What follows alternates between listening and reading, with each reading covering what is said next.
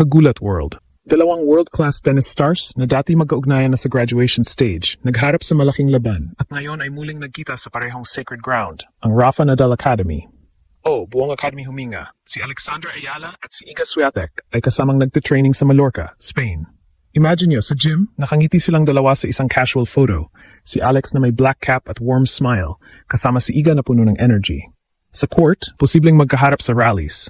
Naghahasa ng clay game para sa upcoming season. Grabe ang full circle moment na to. Fresh mula sa kanyang viral practice videos at seeded entries sa Labispal, si Alex ay patuloy na naghahanda at ngayon ay may special reunion kasama ang world number 4. Pinoy pride ang umaapaw sa social media at maraming netizens ang nagsasabi na ito na ang pinaka-inspiring na pre-clay prep ng 2026. Tara, samahan niyo ako habang i-reread natin ang buong kwento mula sa graduation hanggang sa Miami upset at ang latest joint training. Ready na ba kayo? Let's go! Isang eksena na parang pelikula ang biglang bumungad sa mundo ng tennis. Isipin ninyo ito, dalawang world-class stars, dalawang magkaibang journey, pero nagtagpo ulit sa parehong lugar kung saan nagsimula ang isa sa pinakamagandang tennis stories ng isang Pinay. Oo, tama ang narinig ninyo. Si Alex at ang world champion na si Iga Swiatek ay muling nagkita at magkasamang nagte-training sa legendary Rafa Nadal Academy sa Mallorca.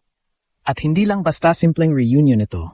Para itong full circle moment na talagang nagpagalaw sa puso ng tennis fans sa buong mundo. Mula sa pagiging estudyante ni Alex sa academy, hanggang sa pagiging commencement speaker ni Iga sa kanyang graduation, hanggang sa shocking upset na nangyari sa Miami Open, kung saan ginulat ng Pinay ang tennis world. Ngayon, muli silang magkasama sa isa-isang court, naghahanda para sa susunod na kabanata ng kanilang careers. Imagine the scene. Dalawang elite athletes, parehong nakangiti sa gym photo na agad naging viral sa social media. Si Alex na may relaxed na aura pero kitang-kita ang determination sa kanyang mga mata.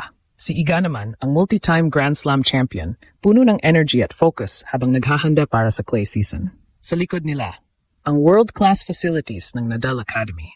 Ang parehong lugar kung saan hinasa ang disiplina, mental toughness at championship mindset na kilala sa tennis world.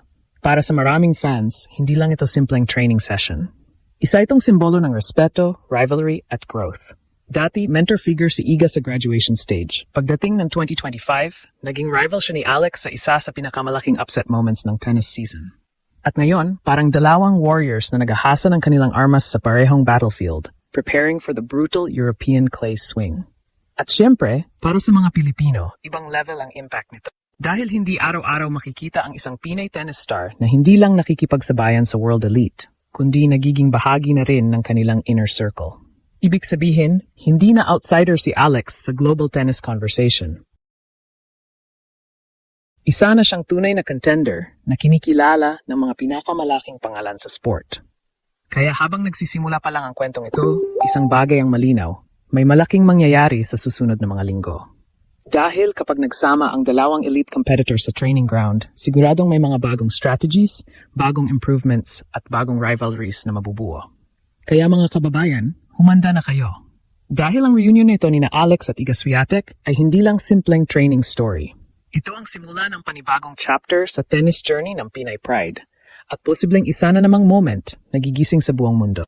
Kaya huwag kayong alis. Dahil kapag sinimulan na nating i-rewind ang buong kwento, mula graduation speech hanggang Miami upset, hanggang sa viral reunion na ito sa Rafa Nadal Academy, siguradong masasabi ninyo rin, talagang ginulat na naman ng isang Pinay ang mundo ng tennis. Bago natin i-dive sa reunion, balikan muna ang kanilang shared history sa Rafa Nadal Academy. Si Alex, ang ating Pinay tennis ace at academy graduate, ay nagsimula rito bilang batang talento. Doon niya hinasa ang kanyang game mula junior days hanggang pro level. Noong graduation niya, special guest at commencement speaker, walang iba kundi si Iga Swiatek mismo, ang Polish phenom na noon ay sariwa pa mula sa Roland Garros triumphs. Si Iga ang nagbigay ng inspirasyon sa graduating class na nag-highlight ng perseverance at never-give-up attitude na signature ni Rafa Nadal. Fast forward, ang dalawa ay nagkita ulit sa competitive stage. Noong 2025 Miami Open, ginulat ni Alex ang buong tennis world nang talunin niya si Iga sa quarterfinals, 6-2, 7-5. Isang historic ups para sa isang young Pinay wildcard laban sa multi-time Grand Slam champ. Ramdam ang respect pagkatapos ng laban at ngayon sa 2026 clay prep, muling nagkita sila sa academy. Si Alex bilang graduate na nagbabalik para sa clay transition at si Iga na naghahanda para sa European swing kasama ang kanyang coaching team. Parang destiny talaga, mula speaker at student hanggang rivals at ngayon ay training partner sa parehong facility. At ngayon, ang pinaka-heartwarming na balita. Muling nagkita at kasamang nagte-training si Alex at Iga sa Rafa Nadal Academy. Tingnan niyo ang viral gym photo. Si Alex na nakangiti ng malapad kasama si Iga, parehong puno ng positivity habang nasa training mode. Indoor facilities, treadmill sa background, at yung camaraderie na kita sa mata nila. Hindi lang casual meetup, ito ay focused clay prep. Si Alex ay nag-adjust mula hard court power patungo sa spin-heavy, slower rally sa red dirt. Si Iga naman, baseline queen na naghahanap ng extra edge bago ang lanes open at mas malalaking events. Ang academy mismo, epicenter ng clay expertise. May access sila sa world-class coaches at posibleng magkaharap sila sa practice sets. Imagine ang intensity mula sa graduation stage kung saan si Iga ang nagbigay ng speech tungkol sa resilience. Hanggang sa Miami, kung saan si Alex ang nagbigay ng upset. Ngayon ay magkasama sila sa grind. Yung attached graduation photo, si Alex na may toga at diploma, flanked by proud figures. Perfect reminder ng journey niya. At ang gym selfie, modern proof na patuloy ang connection. Grabe ang vibe, parang sinasabi ng Academy, legends train here and now these two are pushing each other. Hindi pa tapos ang photos, sumabog na ang tennis community. Sa Instagram, Facebook at X, libo-libong Pinoy ang nag-share ng gym pic at graduation throwback. At ang daming emosyon na lumabas. Marami ang nayak sa tuwa kasi parang full circle story. From Iga as speaker to Alex beating her, now training together, Pinoy pride talaga. Ganoon ang collective feeling. Yung iba, inspired kasi pinakita ulit ni Alex na kahit Pinay ka, kaya mong makipag-level sa pinakamalalaking names, international fans at global viewers. Shocked at happy, what a moment for women's tennis. Ang daming ganitong comments. Trending agad ang reunion at maraming nagsasabi nito ang pinaka-positive na preseason news. Para sa atin, ito ay patunay na ang Pinoy talent ay kinikilala at respected sa elite circles. Si Alex mismo, sa kanyang journey, ramdam na ramdam ang gratitude sa Academy at sa mga mentors. Parang sinasabi niya sa bawat session, Pilipinas, keep rising.